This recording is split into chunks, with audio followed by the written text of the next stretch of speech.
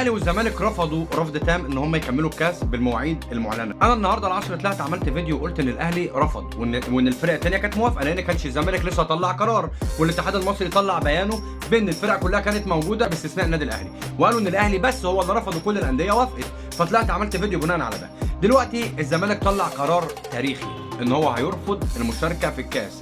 هي مش مصلحه ليا ولا مصلحه للزمالك، يعني القصه مش قايمه على ان الزمالك مثلا بيعمل كده عشاني او انا بعمل كده عشانه، لا، هم بيعملوا كده عشان خاطر اللعيبه بتاعتهم. ما هو ما فيش حد طبيعي يا جدعان يلحم 3 مواسم في بعض.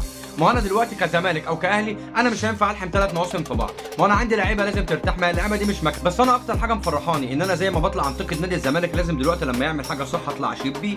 انا اول مره اشوف قرار صح واحد الفرقتين يجتمعوا عليه، الاهلي والزمالك. خلي بالك انا عايز اقول لك ان الاتحاد المصري دلوقتي اقسم بالله في قمه الرعب، هو وصل دلوقتي في الرعب والخوف لاعلى ليفل ممكن تتخيله. لان انا عايز اقول لك مفيش في مصر غير الاهلي والزمالك، مفيش ادارتين في مصر اقوى من اداره الاهلي واداره الزمالك. ما تقوليش بقى بيراميدز ومودرن فيوتشر ولعب العيال وشغل العيال الصغيره ده.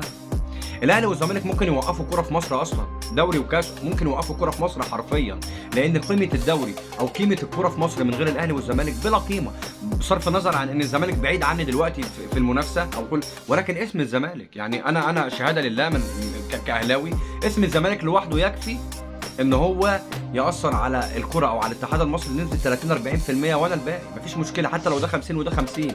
ولكن انا عايز اقول لك ان دلوقتي الكاس مش هيبقى له قيمه، حتى لو اتلعب هيبقى عامل زي كاس الرابطه ملوش 30 اي لازمه، ما فيهوش دعايه، ما فيهوش اعلانات، وحتى السبوبه اللي الاتحاد المصري مستنيها من كاس مصر عشان يتلعب والكلام ده كله مش هيعرفوا ياخدوها برفض الاهلي والزمالك لعب الماتشات.